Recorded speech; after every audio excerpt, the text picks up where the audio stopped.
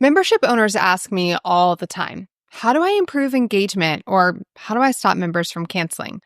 My first question back is almost always along these lines. What are your members telling you? And most of the time, silence.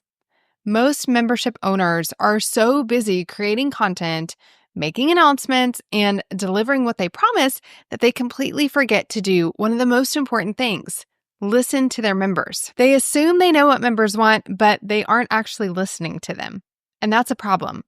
Because when you're making decisions without feedback, you're just guessing, and guessing leads to churn. Today, I want to talk about the simple but often overlooked secret to keeping members longer: feedback loops. Not just an annual survey, not just a cancellation form, but ongoing feedback loops built into your member journey map so you always know what's working, what's not, and what members actually need.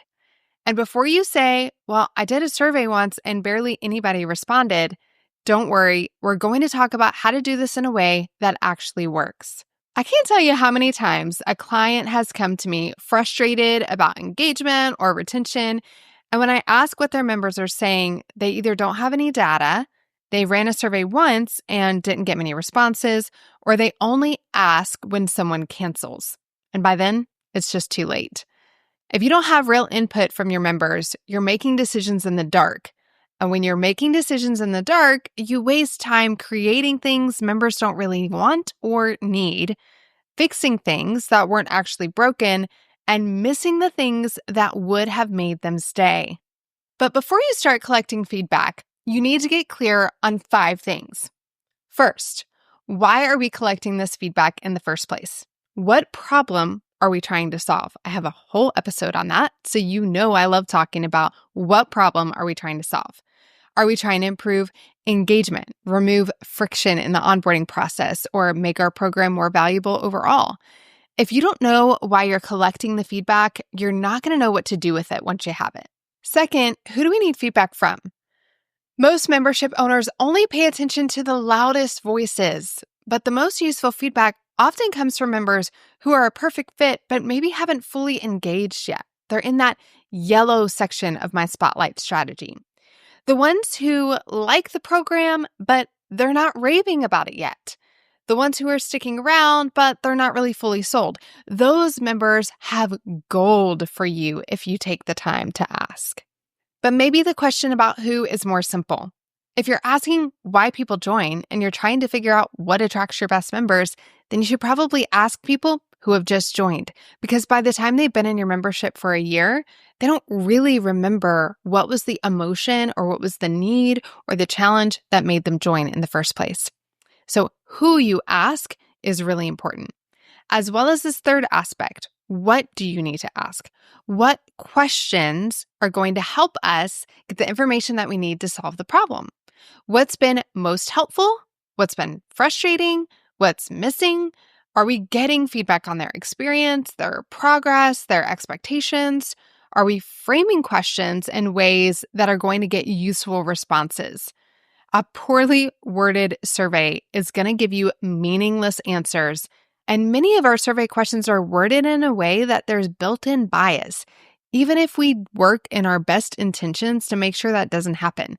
That's why I had a data analyst actually review all of my survey templates within my Retain program to make sure that they were as free from bias as possible. Now, the fourth thing to think about is when we should be collecting this feedback.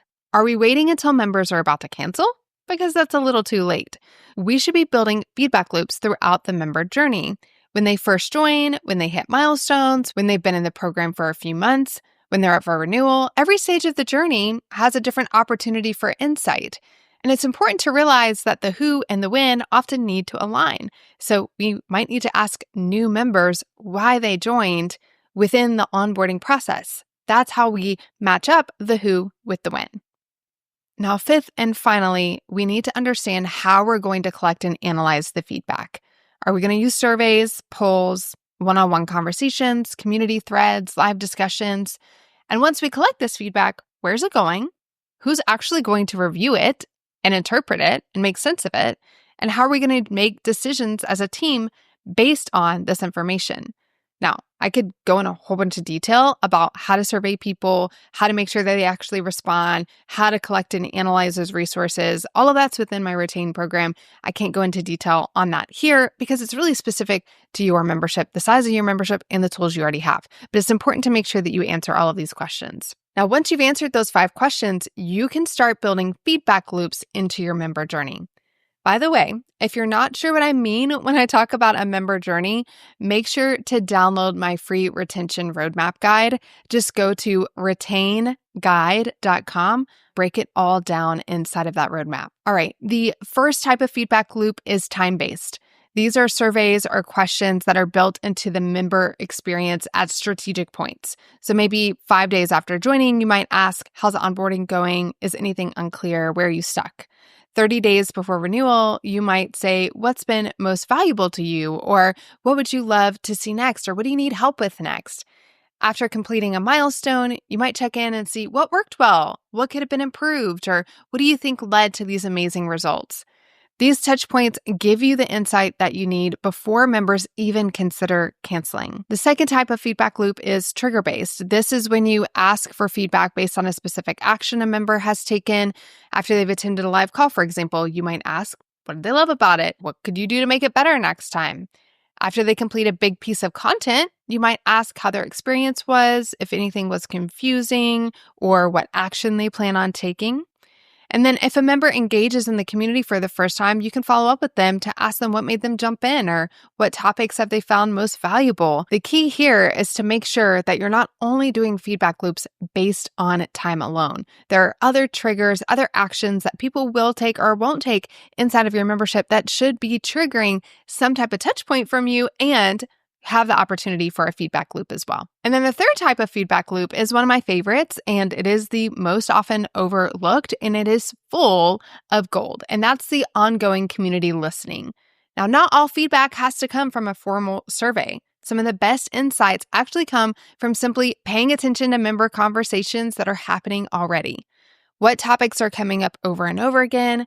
What are people asking for? What's frustrating them? Are you making it easy for them to share feedback casually inside of your group, or are you constantly deleting any questions or negative feedback that you interpret inside of the group? That's a missed opportunity for learning.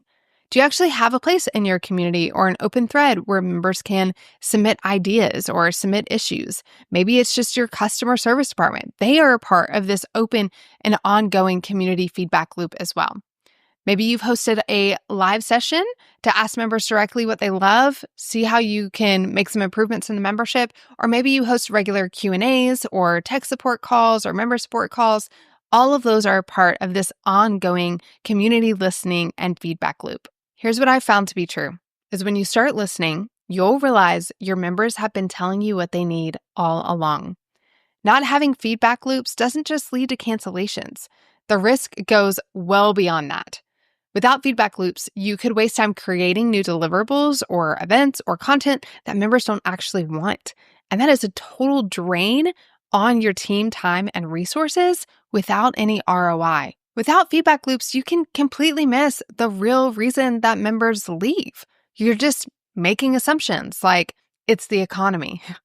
You can't really do anything about that. So when we have the feedback loop around why people are leaving or what's different about the people who are leaving versus the people who are staying, then we can actually make changes and data-informed decisions. You could even be marketing your membership with messaging that doesn't resonate because you don't know what members value most.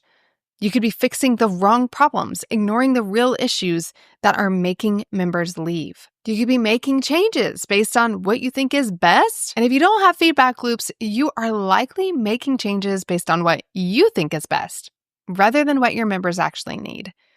This is why staying in your own head or only brainstorming with your team leads to costly mistakes. The only way to truly know what's working is to ask your members and look at the data you already have.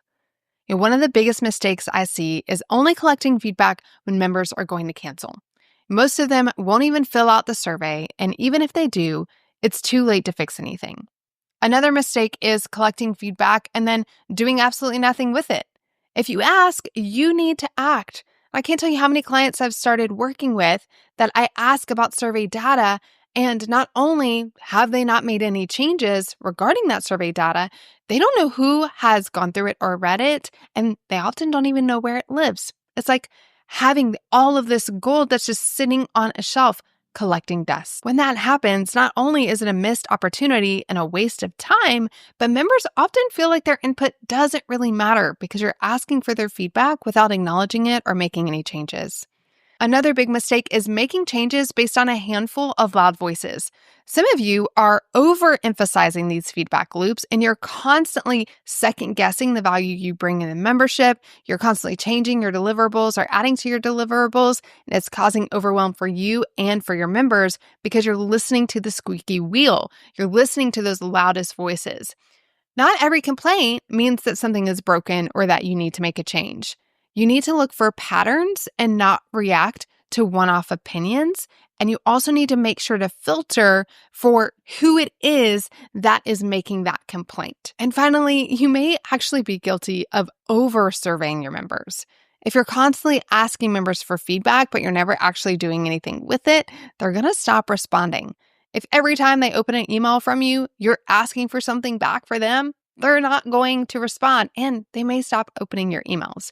So asking those questions that we talked about before, those 5 questions, is really important because that's going to make sure that you're not over surveying, that you're getting the data that you need, and it's all actionable and going to the right members at the right time. If you want to build a membership that keeps members engaged and sticking around longer, which I know you do, feedback loops need to be a part of your strategy. If you want help creating your feedback loops, you can join us inside of Retain. That's my high-level consulting program for established memberships, where we don't just talk about retention strategies, we actually map out your entire member journey, help you set up those feedback loops, and create a plan for keeping your members longer. If you're ready to build a membership that grows without constantly chasing new members because you're actually keeping and serving the members that you have, I want you to apply for Retain now. Just go to joinretain.com to learn more about this program. In the meantime, even if you're not ready for Retain, I want you to be asking this question about feedback loops and how you can incorporate them into your member journey map. I want you to be listening to your members so that you can keep them longer and help them get better results within your program.